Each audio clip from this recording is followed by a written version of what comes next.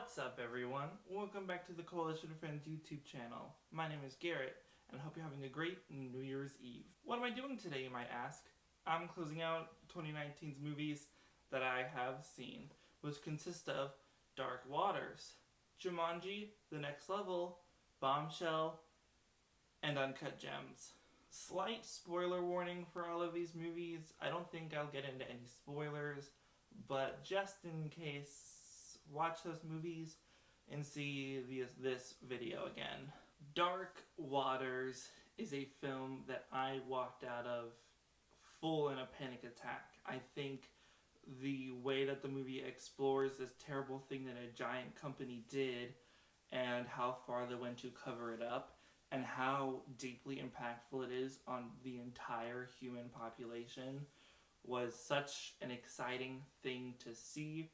Mark Ruffalo gives possibly one of my favorite performances by him. It's such a very well-paced, surprisingly well-paced considering how long it has to go through what the movie is fully about. The brilliance of it is the amount of time. I think there's 16 years that they put into like a 2-hour and 20-minute movie, and that was surprisingly well done.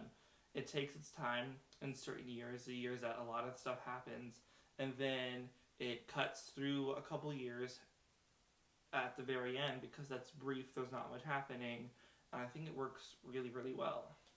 Anne Hathaway's in it, she's the female lead.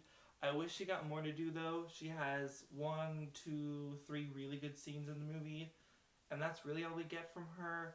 I would have loved to see like an even deeper look at how his work was impacting his family, more so than we got, which was pretty good already. The acting all around is very good. Everyone plays their parts fantastically.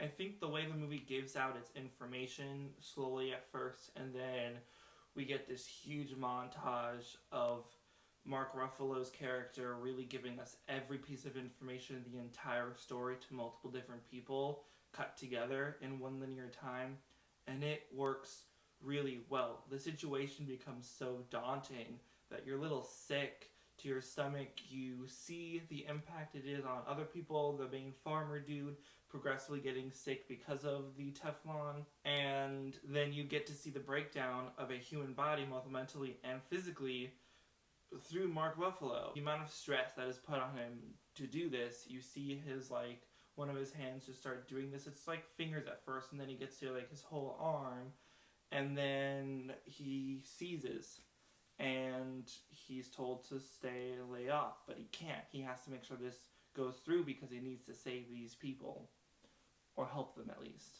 And I really did like this movie. I think it's an 8 out of 10 to begin with. There's some sort of issues maybe here and there, but it's like really nitpicky stuff.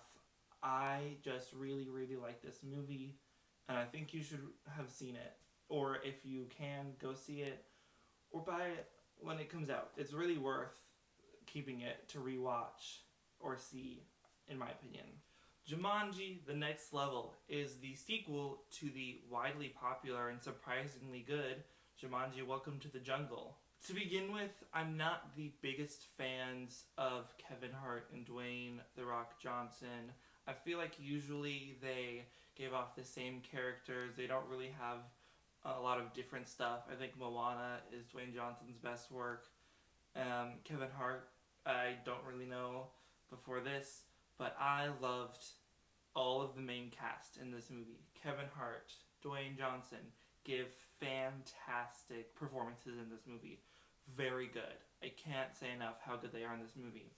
Jack Black and Karen Gillan, I think I said that right, I'm sorry if I didn't, are amazing in this movie. They really get to further develop their characters from the first movie because they're the two that get to continue the most on in this film, and I really think they do it well. Jack Black gets to play a little differently, as does Karen Gillan for a small moment, and it works really well. The comedy is the same, some of it's the same, like, kid jokes, poop fart jokes, but in this case, like, talking about genitalia, I don't really enjoy that. One person really did in the theater, and that brought me joy for how much he was laughing at that part. The best video game movies, in my opinion, aren't ones that are based off of video games. This works extremely well considering what you got in the first movie and the changes they bring to this movie. There's some new stuff, and they tweak some of the old stuff towards a little bit different in this movie. You get some fun Avatar work, not like Avatar, Last of Airbender or James Cameron, but like a video game Avatar. And even the supporting cast really brings it. Awkwafina is going to show up in this movie, and she just kills in the both roles she has, meaning the two different characters she plays. The middle sequence action scene, you've seen in the trailers, it's the one with bridges. Maybe the most suspenseful thing I've seen all year. The tension, the action, the threat level is at its most, not the most, but like it's pretty high considering where we are in the movie. And just seeing characters get tossed around here and there, trying to figure out like the geometric sequences that the bridge is going through. I really, really dug this scene. The score goes perfectly well with it. When you have, like in the first movie, when you have something starting and you get like the drums going on, fantastic. Some of the stuff at the end doesn't work for me though.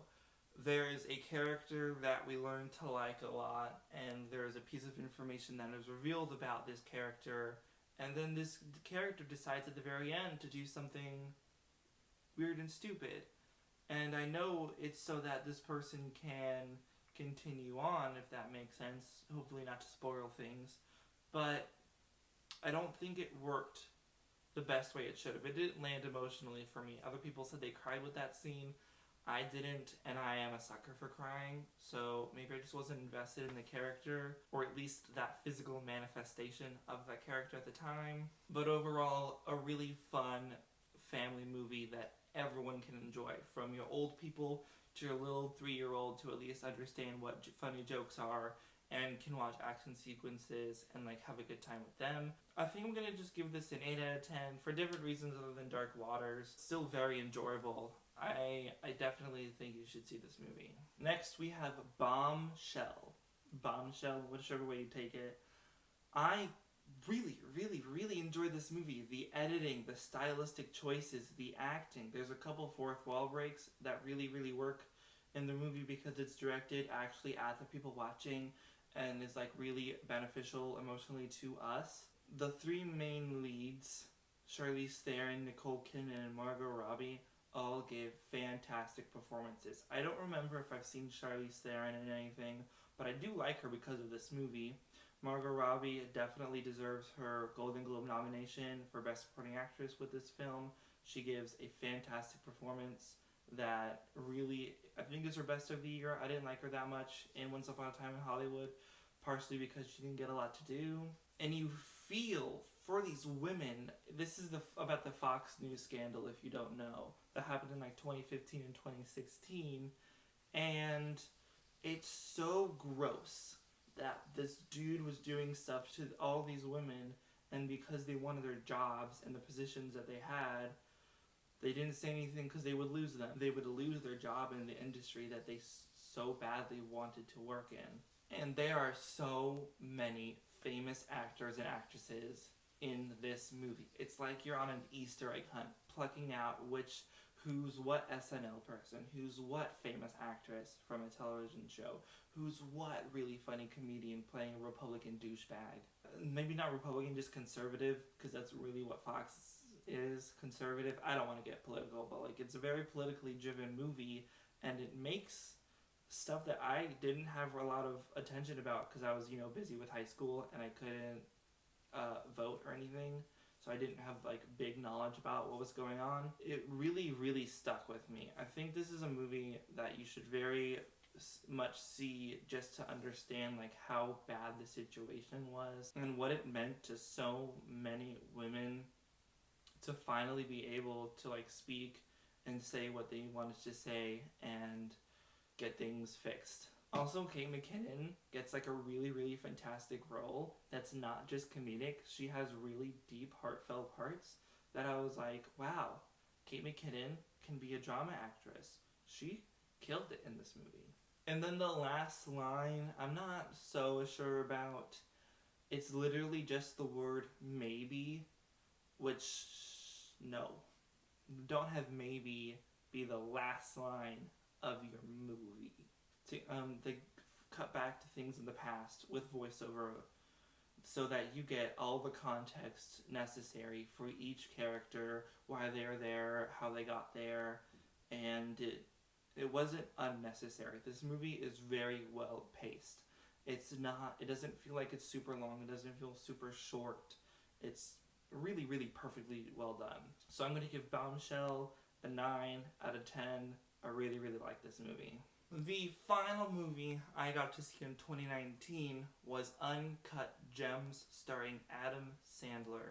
Adam Sandler may be in this movie, but it is no way an Adam Sandler movie. This is phenomenally well done to the point that I don't like it. Like, I really don't like this movie, but I like it at the same time. Let's begin with the cast. Adam Sandler gives his best performance ever. He jokingly has said that if he doesn't win an Oscar, he's going to go do bad movies again. And I think that's very funny, but very well deserving. He gives such depth to a scumbag asshole who will get important things that he can use for his jewelry business and then pawns that off till he gets money and then uses that money to gamble on basketball games, thus losing that money because he's not super good at gambling. And he's an ass to his wife, his kids.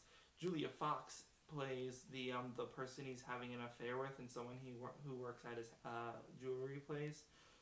First role in a movie, she kills it in this film. She's totally hilarious. She has such like a white girl.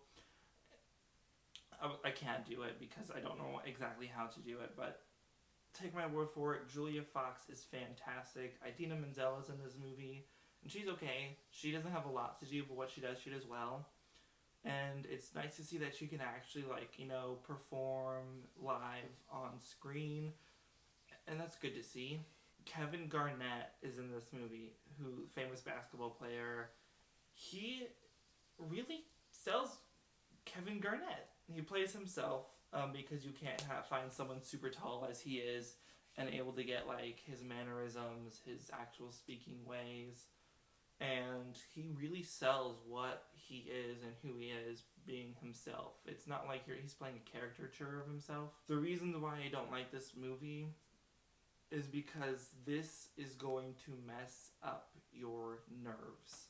I myself have anxiety problems, and this movie is such a sensory overload. You'll have 10 people all talking over each other, trying to get their point made to the point that it feels improvised, which is really nice to see.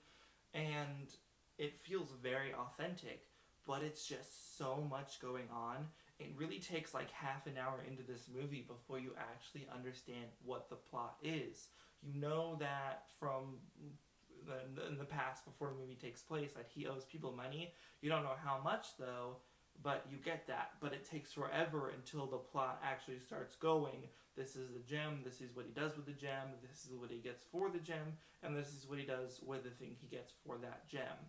I don't like how the movie ends. I think it's too abrupt, and I'm not a big fan of it.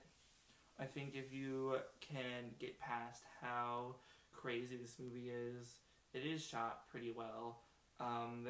Once it gets to the third act, I think that's its best. The whole big climactic sequence, very fun, very thrilling to watch. It's a little bit shot like an action movie, even though it's very much not, and I like that choice.